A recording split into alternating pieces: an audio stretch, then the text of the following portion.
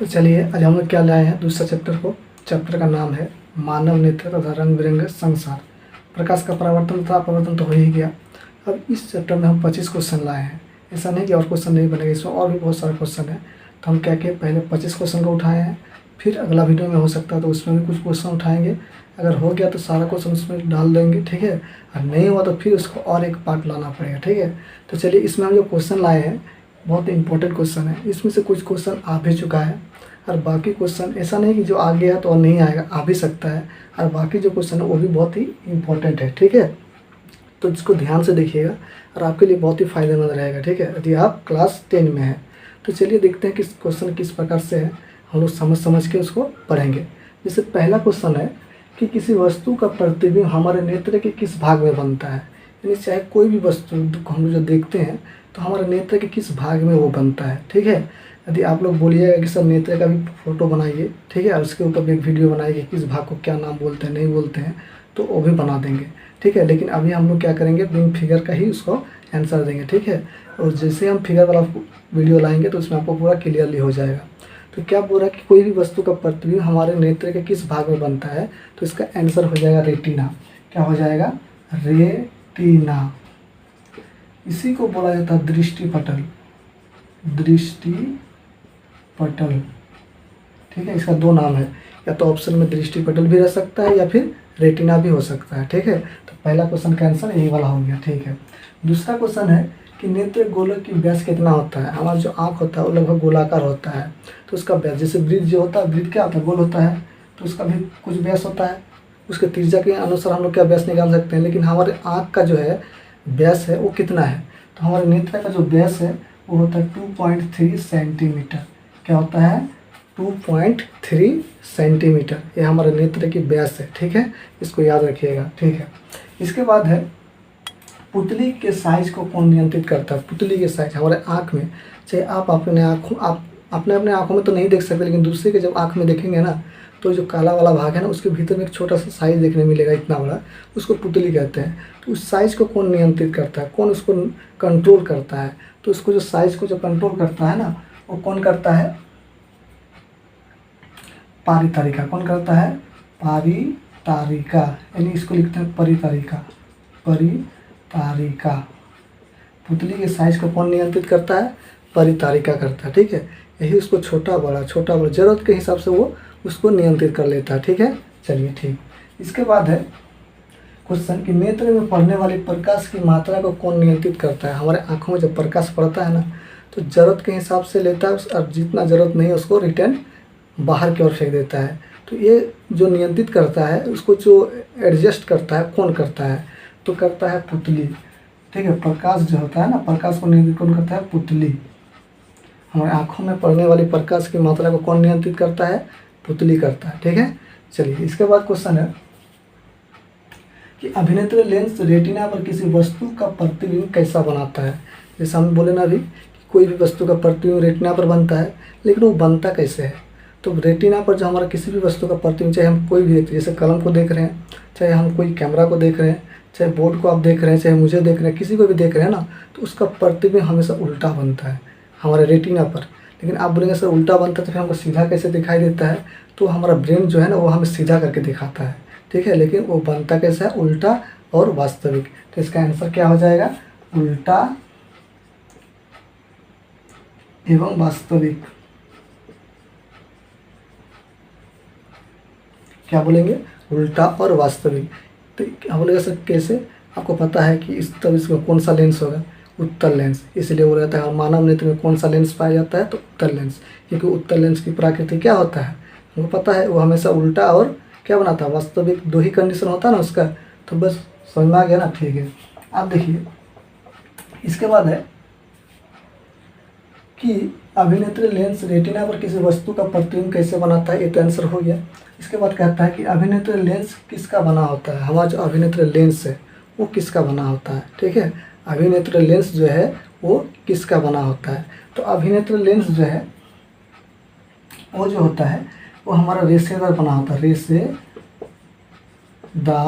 जेलीय पदार्थ का बना होता है, जेलीय पदार्थ का बना होता है, ठीक है। किसका बना होता है, जेलीय पदार्थ, यानी रेशेदार, छोटे छोटे रेशे के जैसे और जेली जैसे पदार्थ से वो बना होता है। कौन? हमारा नेत्र। इसको याद रखिएगा कि रेशेदार जेलीय पदार्थ का हमारा नेत्र, जो हमारा नेत्र है वो बना होता है। ठीक है। इसके बाद क्वेश्चन है कि यहाँ तक तो हो गया। आँख क्या बोलता है? आँख के लेंस की वक्रता त्रिज्या को कौन नियंत्रित करता है? हमारे आँख में जो लेंस है, उत्तल लेंस अभी बोले ना, उसकी जो वक्रता त्रिज्या है उसको कौन नियंत्रित करता है? उसको कौन नियंत्रित करता है? तो उसको जो नियंत्रित करता है ना, वो करता है पक्षमाभी मांसपेशियाँ। कौन करता है? मांसपेशियाँ। ठीक है, कौन करता है? पक्षमाभी मांसपेशियाँ। वही उस लेंस की वक्रता जो है उसको कौन करता है? नियंत्रित। छोटा बड़ा उसी को नियंत्रित करने वाला कौन होता है? पक्षमाभी मांसपेशियाँ, यही उसको नियंत्रित करता है। ये सब क्वेश्चन बहुत इंपॉर्टेंट है, ध्यान से समझिएगा। ठीक है। इसके बाद है कि सुस्पष्ट इसके बाद क्वेश्चन है ये वाला 1 नंबर। अभिनेत्र लेंस की वह क्षमता जिसके कारण वह अपनी फोकस दूरी को समायोजित कर लेती है क्या कहलाती है? यानी आप देखे होंगे कि हम लोग जब अंधेरा घर से बाहर यानी रोशनी में निकलते हैं तो हम लोग को आँखों की जो साइज़ है ना छोटा हो जाता है, ऐसे कर लेते हैं। लेकिन जैसे ही लाइट से हम लोग अंधकार की ओर आते हैं तो हमारा आँख ऐसे बड़ा हो जाता है, होता है ना। तो इसी को बोला जाता है कि जब हम लोग क्या कर लेते हैं, ज़रूरत के हिसाब से फोकस दूरी को समायोजित कर लेते हैं, उसको क्या कहते हैं? तो इसी क्रिया को हम लोग क्या कहते हैं? समंजन क्षमता। क्या बोलते हैं? समंजन क्षमता। क्या कहते हैं? समंजन क्षमता।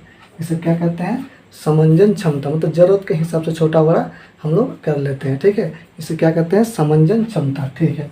इसके बाद क्वेश्चन है कि सुस्पष्ट दर्शन की अल्पतम दूरी।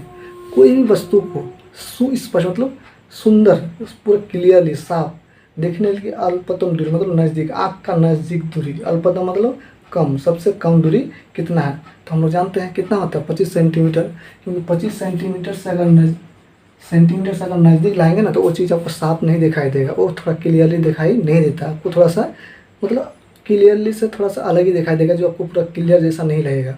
लेकिन 25 सेंटीमीटर पर जैसे ही रखिएगा ना तो वो चीज़ आपको क्लियरली कोई दिक्कत नहीं होगा। अगर नज़दीक लाइएगा तो थोड़ा झपसा भी दिखाई देगा और आपके आँख में तनाव भी पड़ेगा। ठीक है, तो हमारा अल्पतम दूरी कितना है? 25 सेंटीमीटर। ठीक है।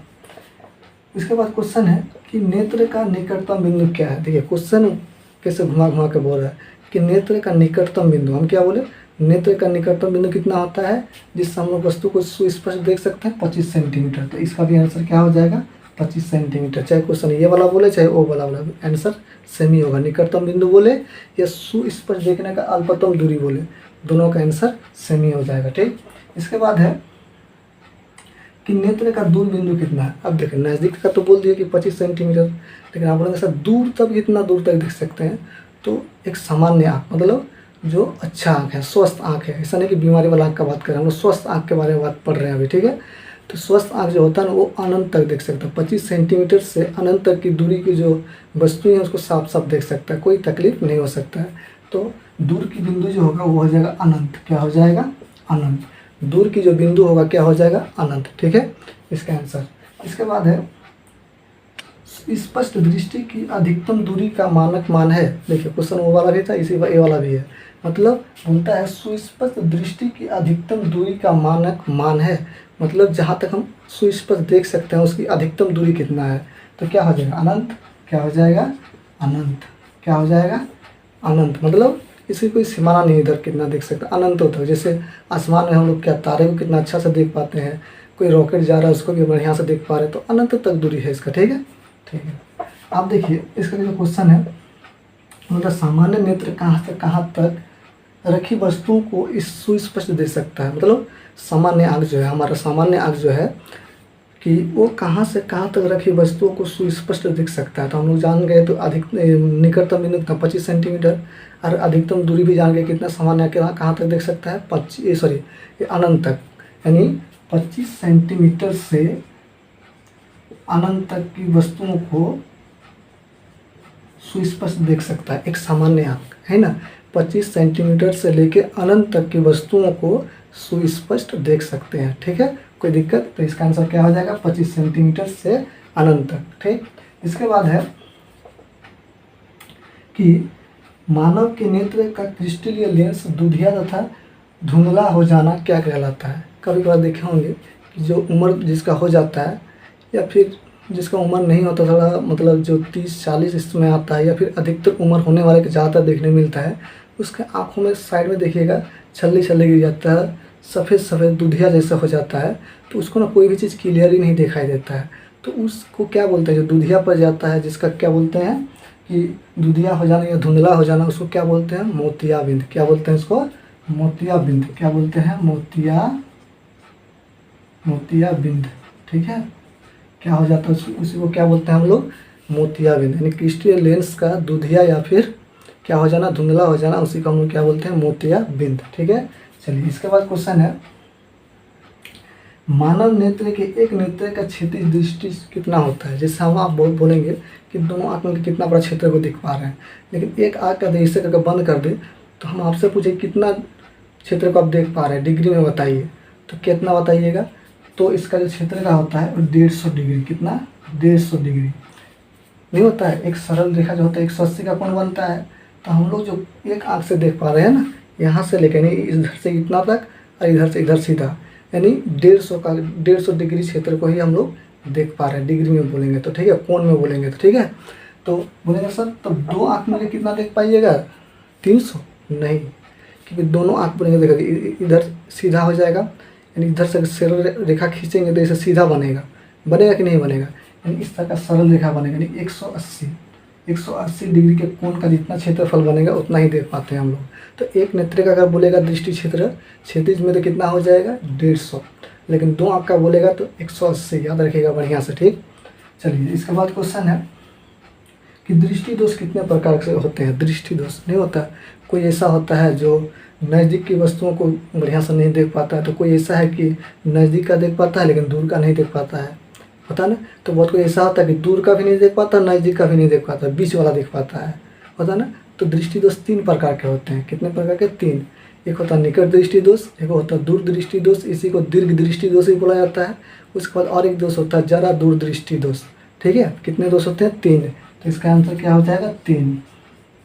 कितना हो जाएगा, 3। ठीक है, अच्छा। इसके बाद क्वेश्चन है कि निकट दृष्टि दोष युक्त नेत्र में वस्तु का प्रतिबिंब कहाँ पर बनता है।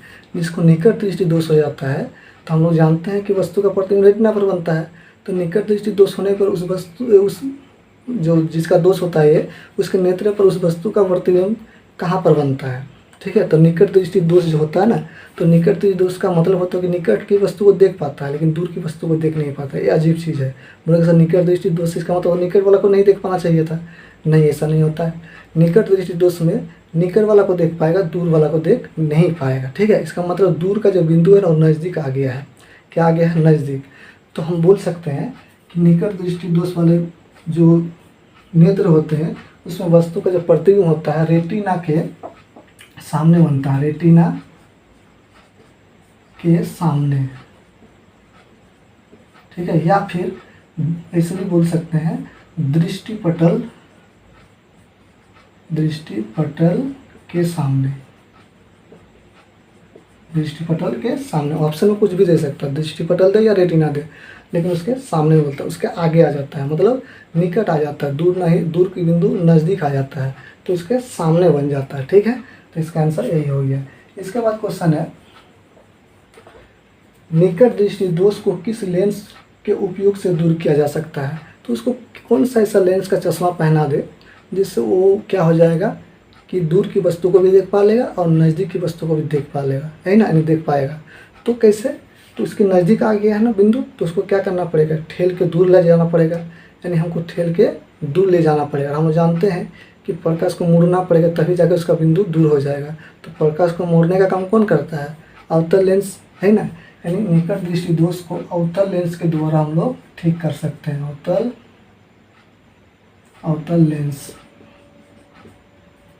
अवतल लेंस के द्वारा हम क्या कर सकते हैं, निकट दृष्टि दोष को दूर कर सकते हैं।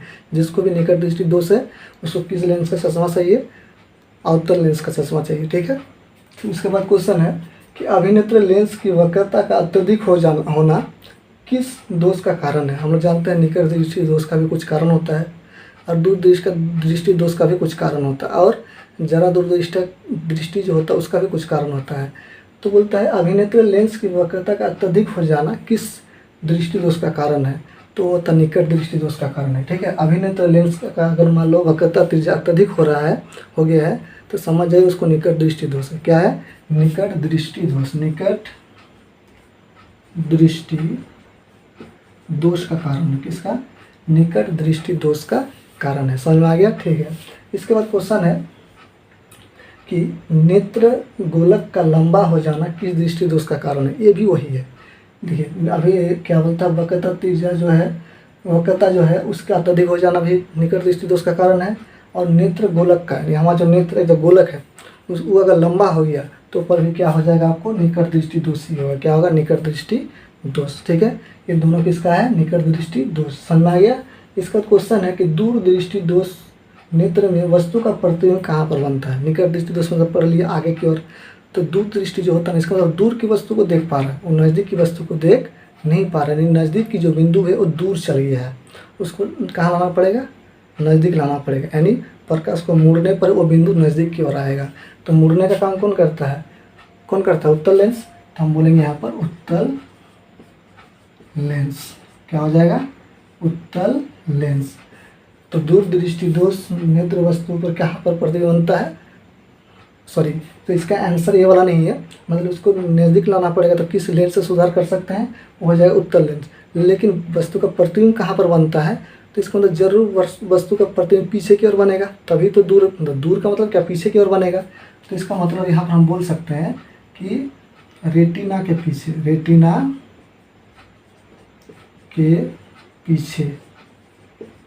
के पीछे या फिर दृष्टि पटल के पीछे। समझ आ गया ना? दूर चल गया मतलब पीछे चल गया, दूर मतलब पीछे। और वहीं से हम लोग क्या पढ़ लिए कि कौन सा लेंस से उसको सुधार कर सकते हैं हम लोग? उत्तल लेंस से, क्योंकि उसको खींच के नज़दीक लाना पड़ेगा। तो प्रकाश को मुड़ना पड़ेगा, मुड़ना पड़ेगा, यानी मुड़ने का काम कौन करता है? उत्तल लेंस। ठीक है, जो भी वो आगे क्वेश्चन आएगा उसका आंसर यहीं पर हो गया। ठीक है, इसके बाद है कि दूर दृष्टि दोष को किस लेंस के उपयोग से दूर किया जा सकता है। देखिए आ गया ना, दूर दृष्टि दोष को किस लेंस के उपयोग से हम लोग उसको दूर कर सकते हैं। तभी आंसर क्या बताए? उत्तल लेंस। क्या हो जाएगा? उत्तल लेंस। ठीक है, इसके बाद है कि अभिनेत्र लेंस की फोकस दूरी का अत्यधिक हो जाना। अभिनेत्र लेंस जो है ना उसकी फोकस दूरी होता है ना, ठीक है, फोकस दूरी जो है उसका अत्यधिक हो जाना एक किस दृष्टि दोष का कारण है? तो ये हो जाएगा हमारा दूर दृष्टि दोष का कारण है। किस दोष का है? दूर दृष्टि दोष। दूर दृष्टि दोष का कारण है। ठीक है, दूर दृष्टि दोष का कारण है। इसके बाद क्वेश्चन है कि नेत्र गोलक का छोटा हो जाना, वहाँ पर लंबा हो जाना, यहाँ पर छोटा हो जाना। तो यहाँ पर छोटा हो जाना किस दृष्टि दोष का कारण है? दूर दृष्टि दोष का कारण है। अभिनेत्र लेंस की गोलक जो है का छोटा हो जाना किस दृष्टि दोष का कारण है? दूर दृष्टि दोष का कारण है। ठीक है, इसका क्वेश्चन है कि जरा दूर दृष्टि दोष को किस लेंस के उपयोग से दूर कर सकते हैं। जरा दूर दृष्टि मतलब हम क्या बोले? जो नज़दीक के भी वस्तु को नहीं देख पाएगा और दूर की वस्तु यानी अनंत की वस्तु को भी नहीं देख पाएगा, बीच वाला वस्तु को देख पाएगा। इसका मतलब इसमें दोनों दोष है, दूर दृष्टि दोष और नज़दीक यानी निकट दृष्टि दोष और दूर दृष्टि दोष दोनों शामिल है इसमें। तो इस दोष को नाम दिया गया क्या? जरा दूर दृष्टि दोष। इसका मतलब क्या हुआ कि वो बीच वाला वस्तु को देख पाएगा। तो किस लेंस द्वारा इसको उपयोग कर मतलब क्या कर सकते हैं? दूर कर सकते हैं। तो इसका आंसर हो जाएगा द्विफोकसी लेंस। द्विफोकसी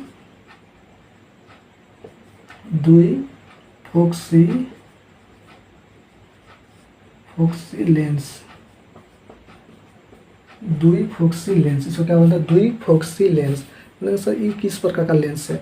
तो इस लेंस में उत्तल और अवतल दोनों शामिल है, क्योंकि उस जो चश्मा होता है ना, जिसको जरा दूरदृष्टि दोष होता है, उसके चश्मे में क्या होता है? उत्तल और अवतल दोनों लेंस होता है। क्यों? क्योंकि उसको निकट दृष्टि दोष भी है और दृष्टि दोष यानी दूर दृष्टि दोष भी है। तो दोनों को दूर करने के लिए दोनों लेंस लगाना पड़ेगा, है ना। तो दोनों लेंस को जब लगाता है तो उसका नाम देता है द्विफोकसी लेंस। क्या बोलते हैं? द्विफोकसी लेंस। ठीक है, तो इस प्रकार से हम लोग क्या कर लिए? बहुत 25 का क्वेश्चन है, उसको हम लोग आंसर ले लिए। फिर हम लोग अगले वीडियो में जो क्या करेंगे उसके अगले क्वेश्चन को लेके आएंगे। और एक एक करके हम अच्छे से पढ़ेंगे। और हम एक काम करेंगे, क्या करेंगे कि नेत्र का जो फिगर है उसको हम बनाएंगे एक वीडियो में अच्छे से और आपको अपलोड करके दे देंगे। आप लोग क्या कीजिएगा, उसमें बहुत अच्छे से सभी चीज़ को दिखाएंगे, कौन भाग को क्या कहते हैं, रेटिना कहते हैं, किसको पक्षमापेशियाँ कहते हैं, किसको रेटिना क्या बोलते हैं, दृष्टिपटल कहते हैं, ठीक है, रेटिना। उसके बाद और किस किस भाग को क्या बोलते हैं, किसको पुतली कहते हैं। इन सभी चीज़ों को हम क्या करेंगे, अच्छे से एक्सप्लेन करके आपको बता देंगे, ठीक है। तो इस वीडियो में इतना तक ही, फिर मिलते हैं अगले वीडियो में।